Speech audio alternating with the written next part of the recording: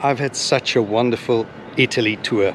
I landed in Bologna, and in Bologna I got to see and view the factory of Ducati. Then I got the Ducati Museum tour, and then with a hire car I drove all the way down to Misano, the Adriatic coast, where I attended the Vue de Vue 2022, the 3 days World Ducati Week. During that time I traveled down to Pesaro, the town where I viewed the Benelli Museum. I also traveled through Tavuglia, Rossi's hometown, and a few days ago I drove up to Lake Como, and yesterday I popped into a town called Mandello del Lario, where I got to see the birthplace and the museum of Moto Guzzi. And then today, my final stop, I had to come through to the Museo Agusta, and that is another brand that is so dear to my heart. That is MV Agusta. I own 3 in my collection, and this brand has another rich history. In a story before, I've covered that they started life in the aviation industry and ended up manufacturing motorcycles due to necessity. As we enter the Museo Agusta, you will see in the far background the helicopter blades sticking out of the ground, as well as the helicopter models under the shade netting. We will get a closer look of those as we exit the museum, and everywhere in the museum you will see some form of aviation around, as that is the birth of the company.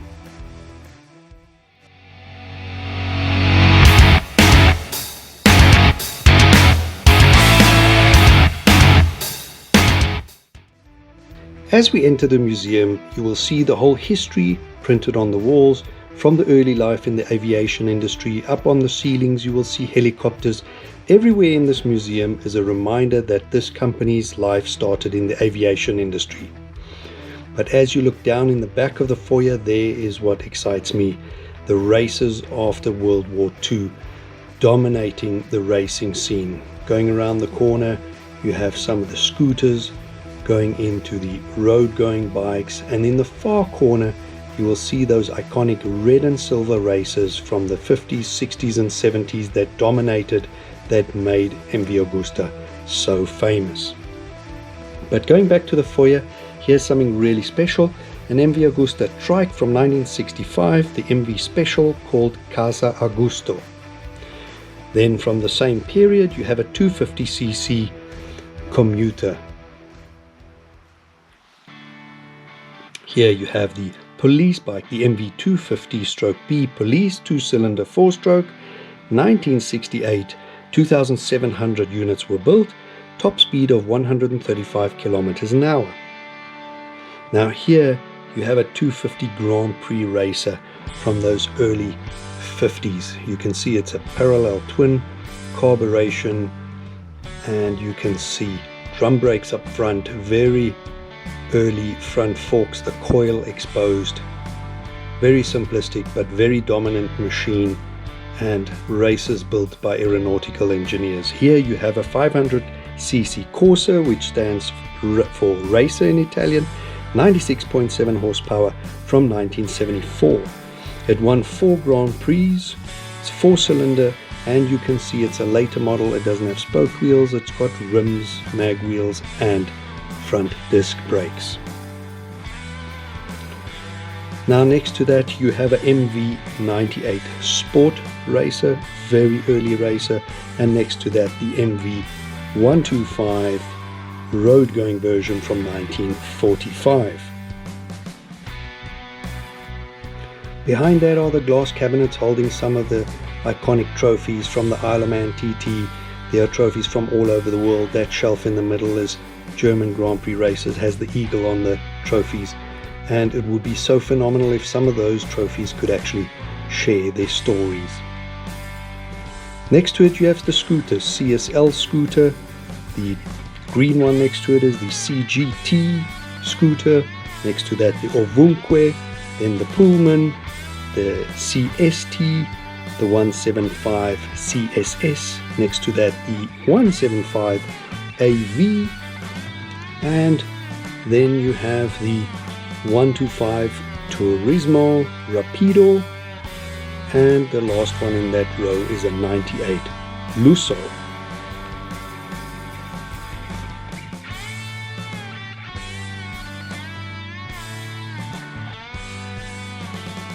Also on display is some of the technology MV Agusta experimented with. As you can see, shaft drive to the rear.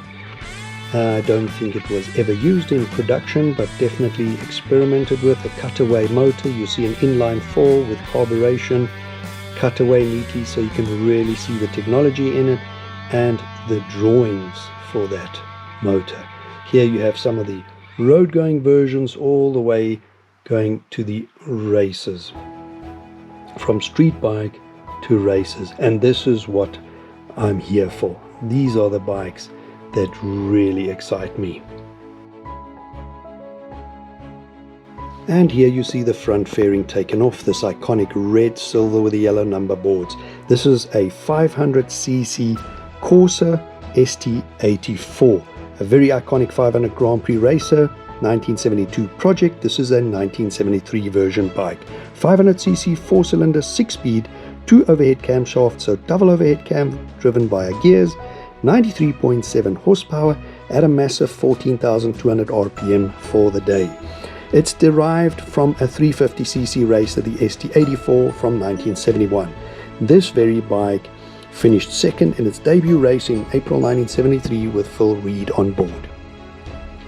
Next to that, you will see some of the earlier bike single-cylinder races, Grand Prix races. You will see as they go on, the front forks change and evolve, and drums brakes change to disc brakes. Next, we'll be having a look at the Grand Prix races. First up is the 125cc Corsa single cylinder. This won the World Championship in 1952, 53, 55, 56, 58, 59 and 1960. Has 18.8 horsepower, has a total of 34 Grand Prix victories and 105 total victories. This one next to it is a 500 Grand Prix racer we'll get back to. We'll have a look at this one with a green number board indicating it is a 250 Grand Prix racer. It is a 1964 version, and this won the Grand Prix Championship in 1959 and 1960. Also has 10 Grand Prix victories to its name and a total of 15 race wins.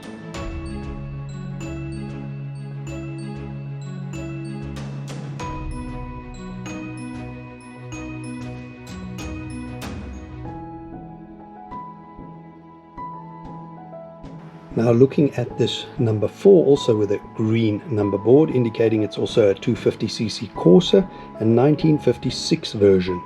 And those big streamlined fairing, also known as the dustbin fairing, very reminiscent of what we saw of the 50s racer in the Moto Guzzi Museum, this being a 1956 version, very period appropriate Grand Prix racer.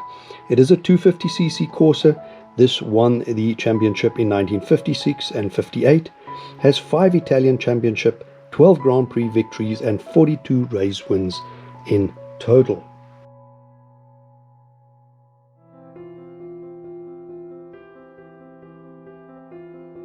Now the one behind it with the blue number boards is a 1964 project, this being a 1972 version. It's a 350cc and 3-cylinder Corsa. Won the World Championship in 1968, 69, 70 and 71. 34 Grand Prix victories, 2 Italian championships to its name and 68 victories in total. The blue number board indicating it's a 350 Grand Prix racer.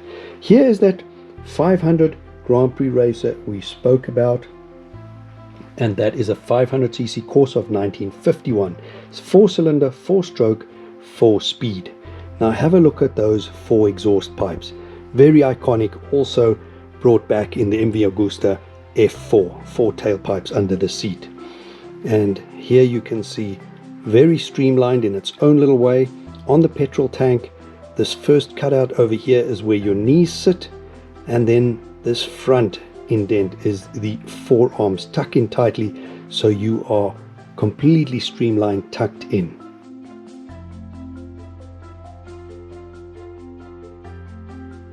Now we're going to have a look at the most iconic of all. This is a 500 Grand Prix racer 1966 project, the 1973 version. This is a 500 3-cylinder Corsa. It's the GP racer that Giacomo Agostini won the championship on in 1966, 67, 68, 70, 71 and 72. It also won 7 Italian championship, 62 Grand Prix wins and 147 wins in total on this 500cc triple. This bike next to it over here is also a 500 Grand Prix racer. However, the 4-cylinder, it's a slightly older bike, a 1952 project, this being a 1965 version. This bike won the World Championship in 1956, 58, 59, 60, 61, 62, 63, 64 and 65.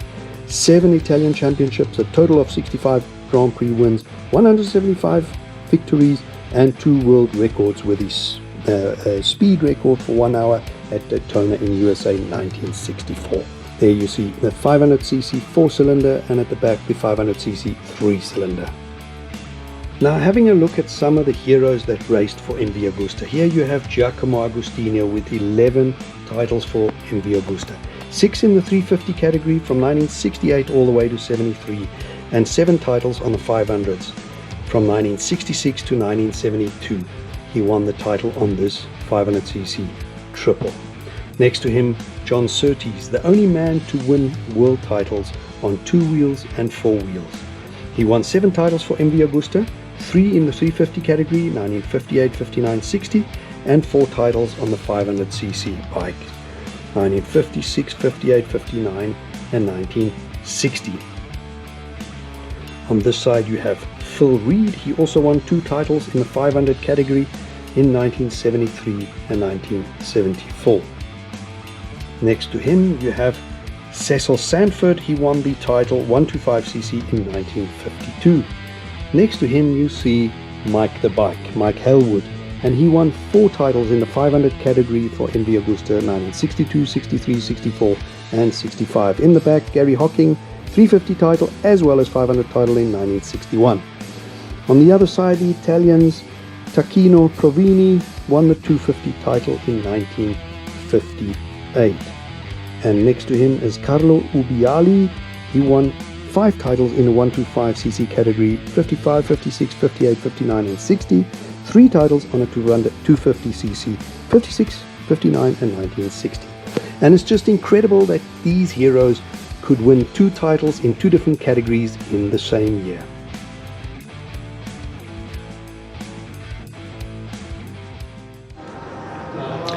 Here are some of the statistics for this phenomenal brand MV Agusta. Starting on top, 37 World Brand Championships, 38 World Rider Championships, 270 World Speed Grand Prix, 40 Italian Speed Championships, 11 Foreign National Speed Championships, 4 Italian Reliability Championships, 8 gold medals in the 6-day reliability, 6 Milan to Toronto long distance competitions won, 2 motorcycle tours of Italy, 2 world speed records, and 3,028 victories from 1946 to 1976, and that's in classes from 100, 125, 175, 250, 350 and 500 cc's, as well as sidecars. And that is some of the roll of honor for this brand, and that is what took these legends to their titles. These are the bikes. This is what made this brand so famous, and these are the glory days. Very sad that this chapter was ended with the closing of the original motorcycle division for MV Agusta in 1976.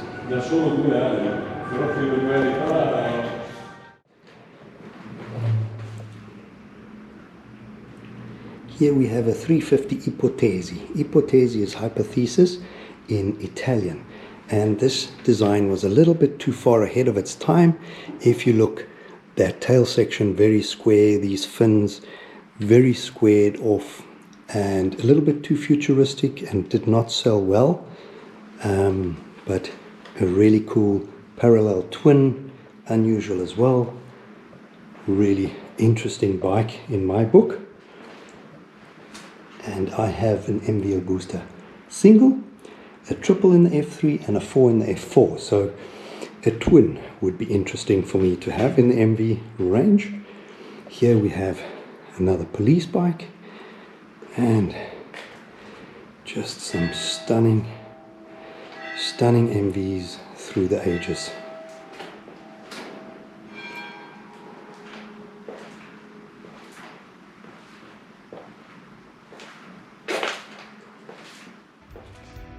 As we're exiting, you can see some of the helicopters Agusta factory has produced, military as well as private.